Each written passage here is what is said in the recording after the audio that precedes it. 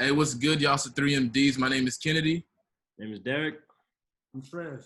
And today we have my guy. Straight out of Houston, Texas. Been with this guy for, 10 plus years. Went to University of Texas together. He went on to the Long School of Medicine. All this guy did was eat, work, work hard, man. This guy's now orthopedic. He's entered residency as an orthopedic surgeon at the University of Texas at Austin, went back to his roots. He completed medical school this year, class of 2020 at the Long School of Medicine in San Antonio. Congrats to my guy. Yes, sir. Say a hard worker, someone who just doesn't stop. I mean it. Without further ado, I just want to introduce my friend, Abraham Bankole. Yeah, it was good, man. Thanks for having me. Again, I'm Abraham Bankole, originally from Houston, Texas. Went to school at Kennedy. That's my boy.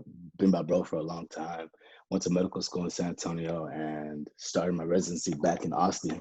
It's a pleasure to be on the channel. I appreciate y'all for having me. And I really want to shout y'all out for doing y'all thing and being that representation because we need it. You know what I'm saying? Specifically with individuals who can relate to the culture and inspire the up and coming, because a lot of times, some content, media content people just don't have that relatability piece, and y'all got that. So keep up the good work. And before we get into the nitty gritty of the interview, we know that you're now an orthopedic surgery resident, but can you just give us a brief summary about your journey, how you got to this point? Man, it's crazy. God is good, first and foremost, man. I came to college wanting to do engineering, chemical engineering. I didn't get into the engineering school at UT. It's pretty competitive, and my goal was to start college, keep my GPA high, transfer into the engineering school. But I really didn't have that passion, so I really just decided I like athletes. I love the Houston Rockets. So I was like, what can enable me to be on the court? You know what I'm saying? I can't hoop. So the next best thing was to be a sports doctor. You know what I mean? And I can go physical therapy. I got a whole lot of other things, but I have a lot of pride. And my mentality is anything I put my mind to, I can achieve. I say I'll be a sports doctor. And then at that point I was like, all right, well, let's be pre-med, and things just kind of worked out. I was blessed with the right people at the right times, mentors along the way to help me navigate the process. And one thing led to another, got into medical school. In medical school, again, got connected with the right people. Our school randomly assigns us preceptors where we have to check in once a month. And my preceptor was an orthopedic surgeon. We don't get to choose our preceptors, you know what I'm saying? So that's just God's blessing again, be manifesting in my life. Step one went smooth, even though my practice course said otherwise, you know what I mean? So another example. And then just really, giving it my best shot. And I matched into University of Texas, the school that I went to undergrad in. You know what I mean? It's just a blessing to still be able to have it come full circle. Having started something in Austin to finish it in Austin, especially the impact I can have, especially with the up and coming. So I'm grateful for the opportunity. It's time to work again. Hey, pretty much tell us what have you been up to this time? With everything going on with COVID and everybody sheltered in place and things of that nature. What have you been doing? How have you been keeping your time busy, occupied, and whatnot? Yeah, so it kind of went in stages for me. From March, we had our match day canceled, unfortunately. So once I figured out where I matched, then the next thing was a lot of my time went to financial literacy, educating myself on what to do with my finances once I get in residency and beyond. And then because I matched in Texas, my focus was trying to educate myself on the home buying process, because the home value in a market in Texas is better than a lot of other states. So I was able to educate myself on the process, find a house that I like. I found a house, and I just recently closed on the house that I'm currently in. So that took a lot of my time. Appreciate it. And then just trying to get back in shape. The interview trail, you can gain a lot of weight. Everyone wines and dines you. So I put on some pounds, and I've actually lost 20 pounds since quarantine started. So wow. Trying to get back in shape. I've been seeing you.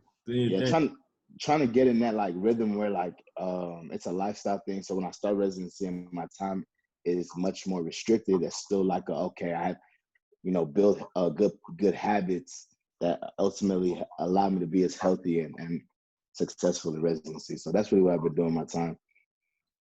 I want to touch on one of the things you said, especially with like mentorship and everything. Um, that's why like I commend you on everything that you do, because there's not a lot of black men. Well, I can't say a lot.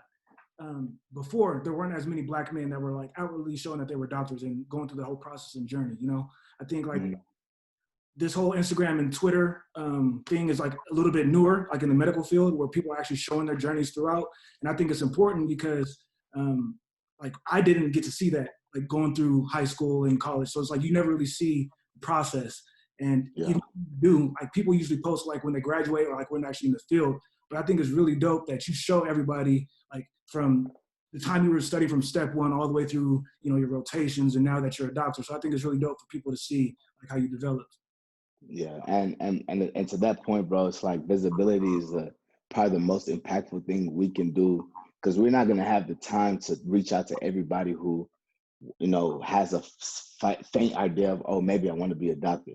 You know what I'm saying? But like once you see somebody that looks like you, talks like you, walks like you, listens to the music you like to listen to, you know what I'm saying? At that point, it's like, man, if he can do it and, you know what I'm saying, he has a similar shared experiences as me, then let me at least try. And a lot of times, like, a lot of us limit ourselves with even trying. And I think that's what inhibits, specifically our community. So for me, like, God has blessed me with the opportunity to be here. So the least I can do is pass that visibility portion to the next person. So they have the confidence to try themselves. Yeah. Social media inspired you? Like, how's it changed your look on medicine personally? Yeah. It's actually funny you asked that. I think it's a double-edged sword personally. I think, now like on Twitter and YouTube, it's becoming more of a Twitter ed space where people are trying to like, push for push agendas that are usually suppressed to mainstream, right? So like health inequalities, disparities, like the experiences that we've been living our whole lives that other people don't even know exist, and I think it's a positive sense in that way. Also, like, you have a lot of students who have access to people in medical school, access to people in residency. And I've been able to network a ton from orthopedic surgeons on Instagram. Like, hey, do you mind if I chop it up with you? I have students reach me all the time like, hey, I'm a first year here at this school. I'm interested in ortho. Do you have time to talk? And, like that's what it's about. But then on the other side, it's like, you have to be cognizant that you can't just post whatever, say whatever, do whatever, because you're constantly under scrutiny. You know what I mean? So it just really just boils down to like using the platform positively and not allowing yourself to fall into traps that could be there. Just being mindful, like, okay, like what could be perceived as negative, what could be extrapolated as harmful, even though your intentions may not be that thing. So just being wise with it and taking advantage of the opportunities that social media brings you or gives you. And I just kind of wanted to backtrack. You talked about how social media has enabled you to network with orthopedic surgeons. We know that you're entering orthopedic surgery residency right now. How did you decide on that specialty, and what do you have to say for other people who might be interested in this specialty as well? Yeah.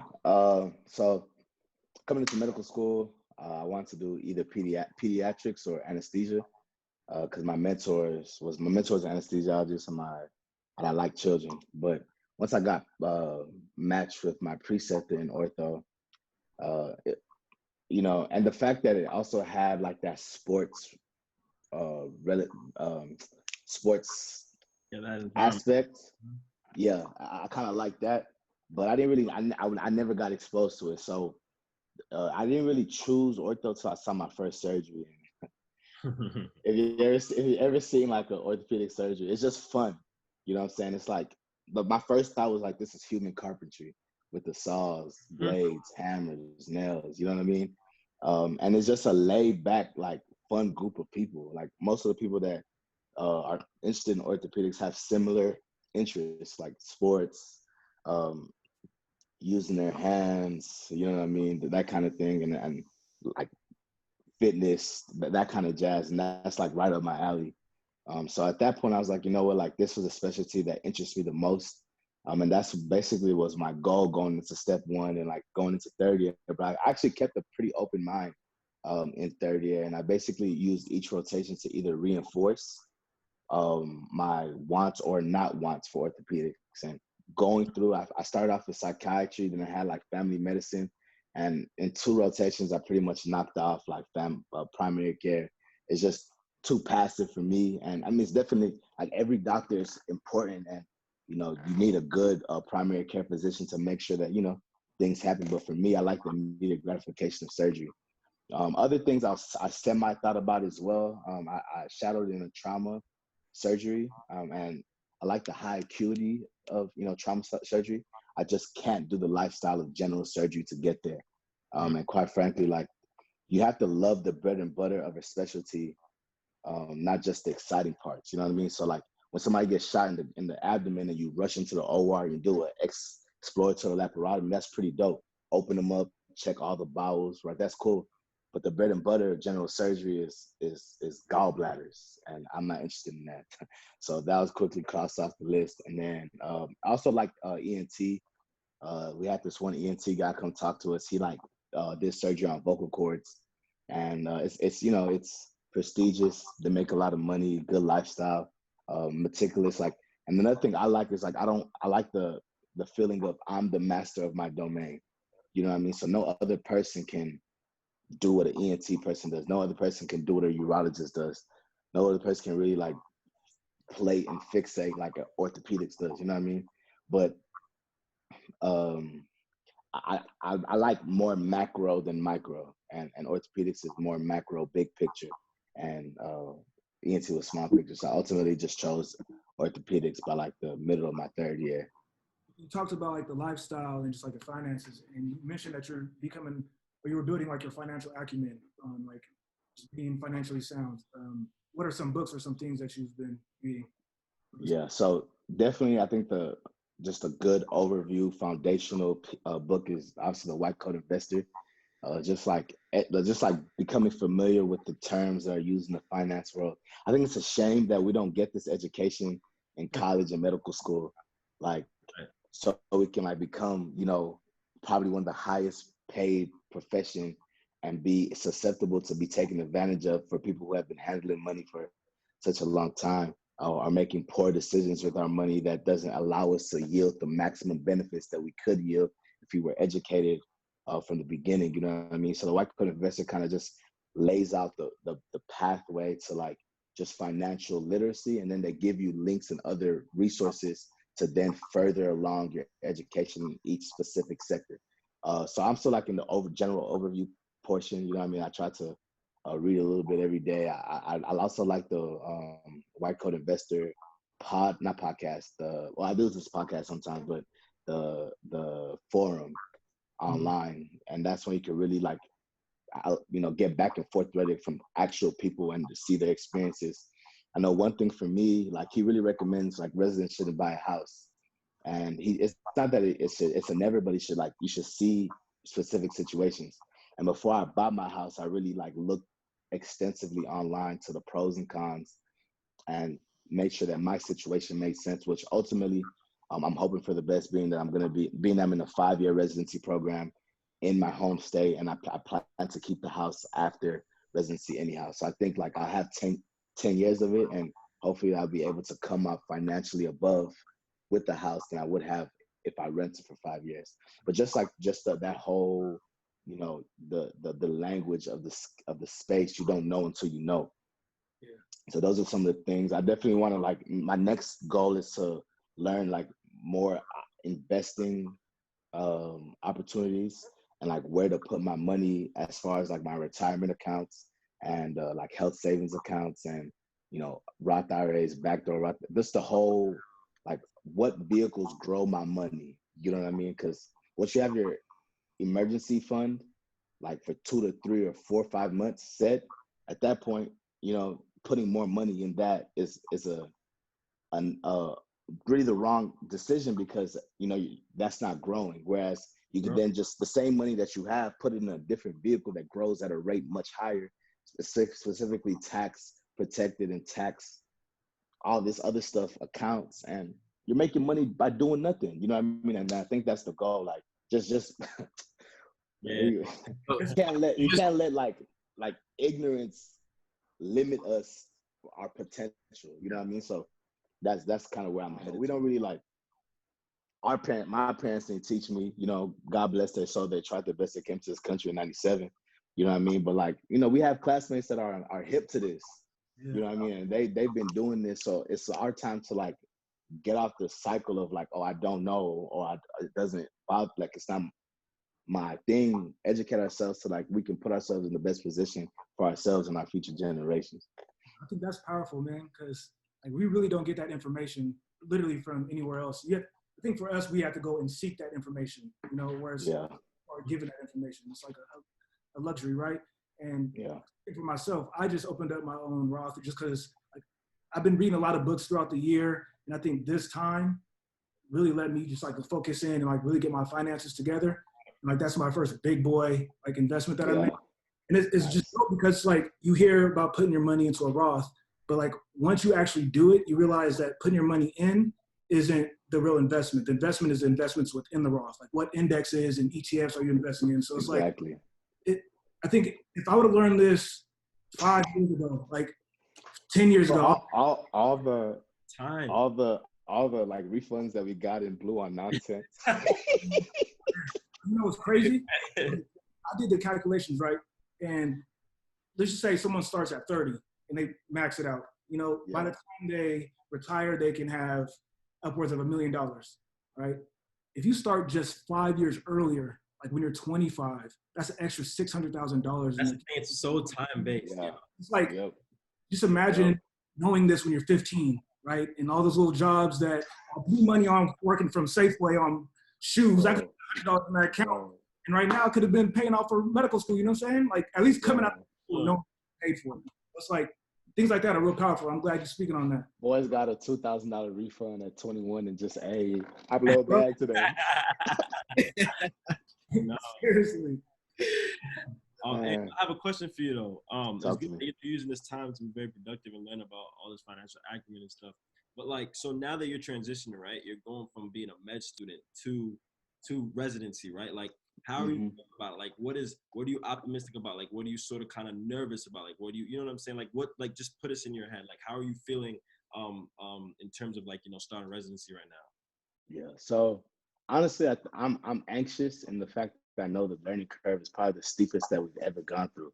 So, in third year of medical school, you learn at every rotation, you learn like, new responsibilities, new knowledge base, but at least one, that knowledge base has kind of been back from the things you've already semi-learned. And then two, you don't really have real responsibilities. So like you're kind of pretending per se, because at the end of the day, the responsibility falls on the resident and the attending. But now, not only am I learning a new subject matter in orthopedics, because you don't really learn orthopedics and other like surgical subspecialties in medical school, but I'm also the person that's responsible for the patient. So, I think I'm anxious, but then again, I know that like every other transition point that I've been through, you learn to adjust and you survive, kind of thing. When you went from high school to college, you studied a little bit harder. From college to medical school, you did a little bit more. So now that I'm coming from medical school to residency, I know I have the capacity to then adjust the requirements for me to learn on the job, learn on the fly, to be the best position and take care of my patients the best that I can.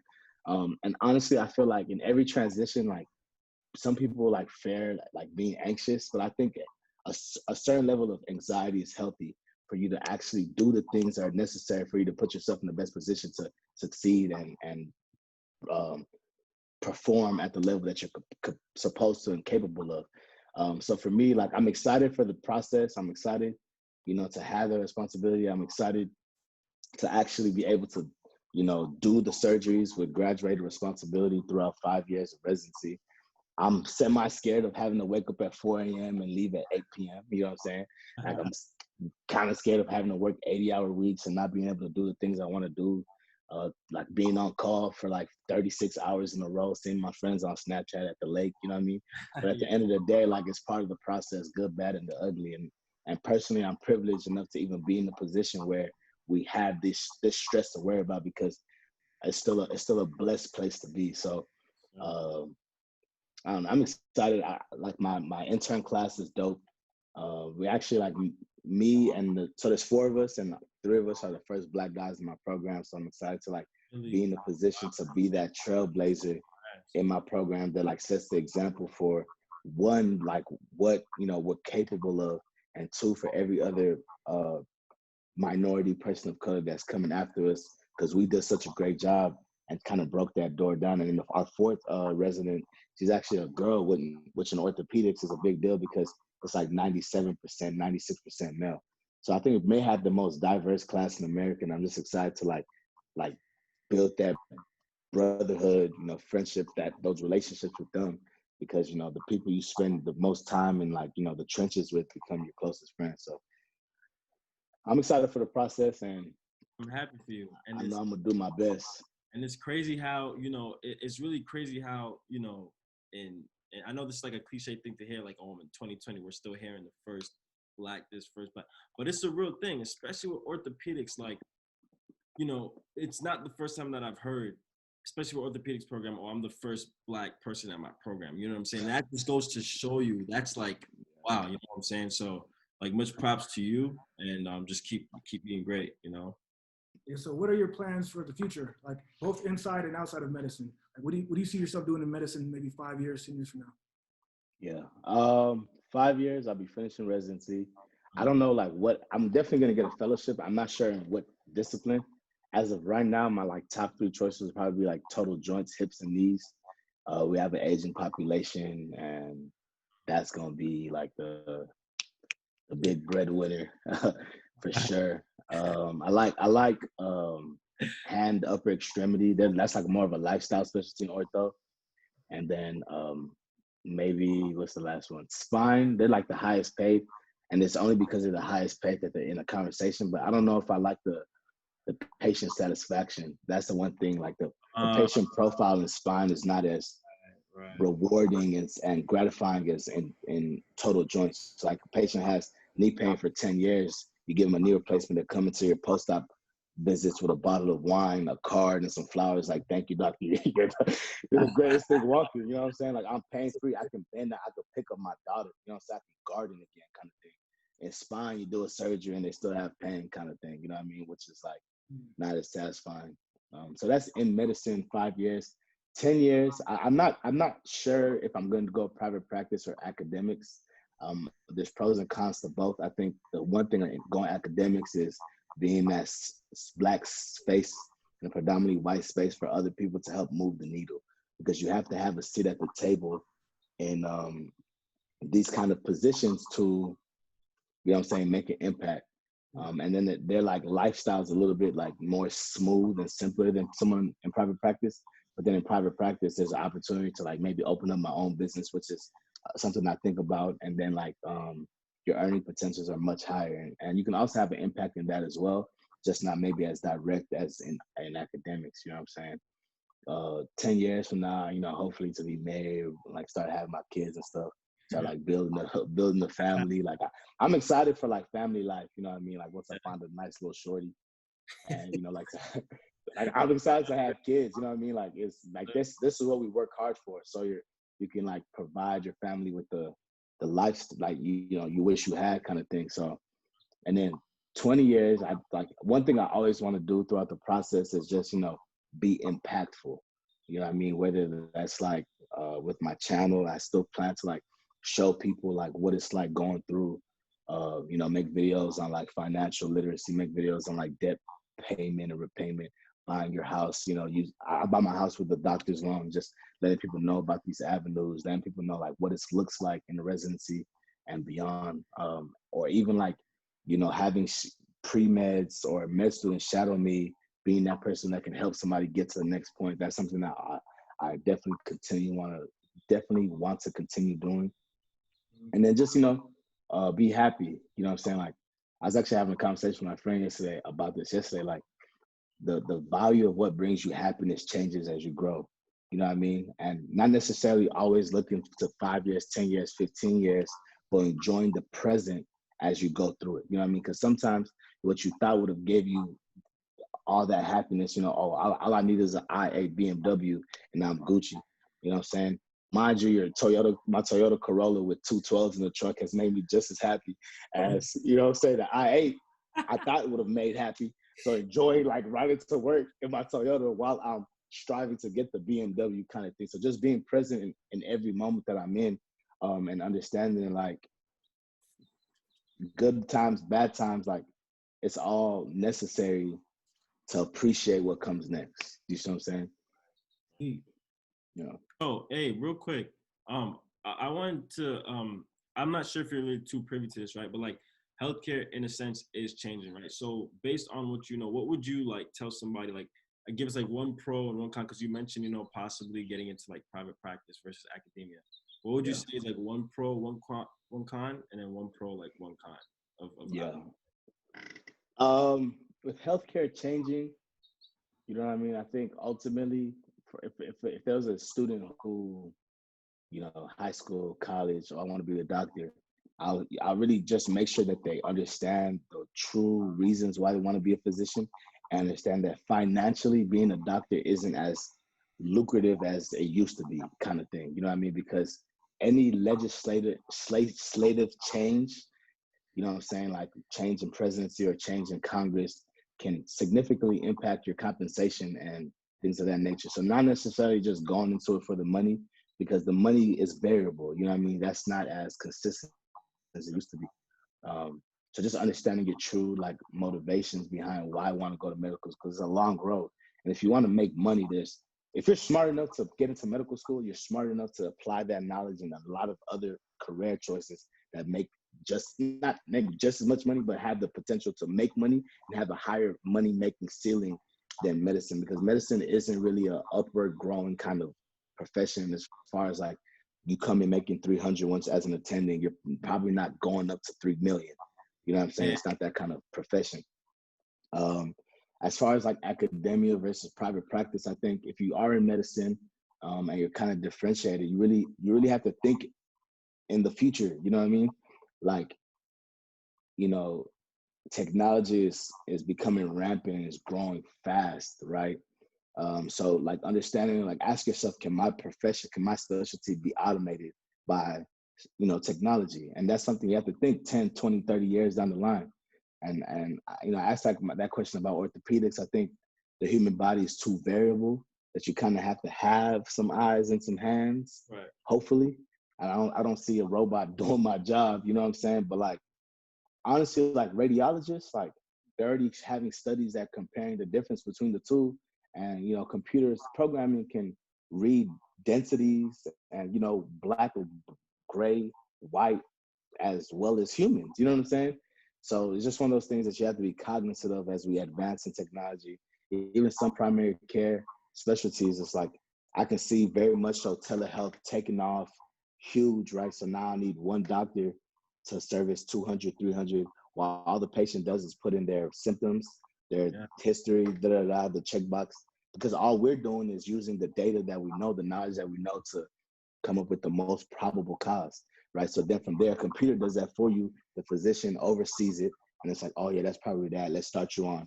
Boom, come back and such and such. You know what I mean? So that can like drastically decrease the amount of the supply and the demand for, you know, certain primary care specialties. So just thinking proactively in the future about where like technology, where possibly legislature can take you, and you know, trying to make sure that you keep yourself in the best position in 10, 20, 30 years.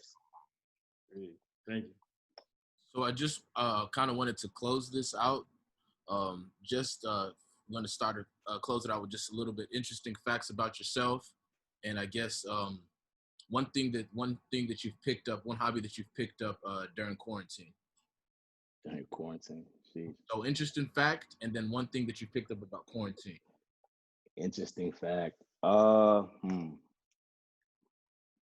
Yes, sir. Yeah, I know it's on the spot too. Yeah. Uh, Interesting fact of I was actually run over when I was a kid, like when I was like 7. Wow. And I this guy got right. over here. He's laughing. Look at him. I'm not laughing, bro. Wow. I got run over by a car like after church. I was running to like the gas station trying to get some snacks in the car hit me, bro. Wow. It was pretty crazy, man.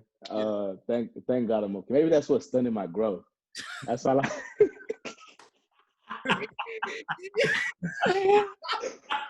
bro, my epiphyseal plates got, devascularized. Like, Yo, bro, this guy's hilarious, man. Also, bro, what hobby have you picked up during quarantine? I'm actually trying to be more like handy, Mm-hmm. like a handyman now that I have a home and stuff. You know what I mean? Like I put up my mirror in my bedroom, which was like it's not a hard project, but like just the coordinates with the tape ruler and making sure it's like professionally done and doing things professionally, doing it the right way. Trying to like educate myself on that. And then that's a really like big thing. Getting back to like binge watching TV. Watching TV is like that's something that you don't really get the time. I didn't really get the time to through our medical school, so being able to like get back to that. And then like podcasts, I started to like really like pick up a lot of podcasts, especially as like I do my drives and stuff. So just having time to like What enjoy. podcast do you listen to the most? Probably All the Smoke. Yes, sir. Probably All the Smoke, man. Like Steven Jackson, bro. He's just hilarious, bro. He's just trill. You know what I'm saying? Like he like just says it as it is. Matt Barnes just says it as it is. It's kind of, I wish they could like still be in the studio because I think those ones were a little bit more personal than the Zoom tele ones. But you have to do what you have to do. But like I just like getting to hear like players' perspectives from behind the scenes because as someone who can like imagine how you would react in that position. It's like, okay, yeah, that makes sense. That's probably how I'll be feeling too. You know what I mean? But you have to be political about everything. You know what I mean? So just giving them a space to talk their truth is something that like I wish other professions and other entities also had. You know what I mean? So I applaud them for that. That's cool. And before we run out of time, bro, where can we tell our followers and your followers where can they follow you?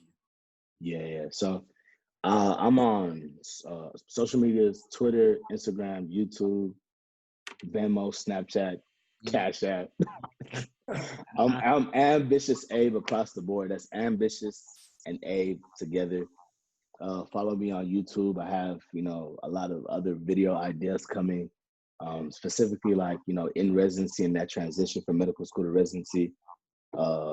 And then Instagram, Twitter. I'm pretty active on those. And if you have questions regarding anything we talked about, I'll definitely do my best to try to get back to you or at least point you to the avenues that can help answer your question. You know what I mean? Because I know we discussed a lot on this call. It was good talking to you, man. Yes, sir. Safe. Appreciate y'all boys having me. Yeah, G. All right.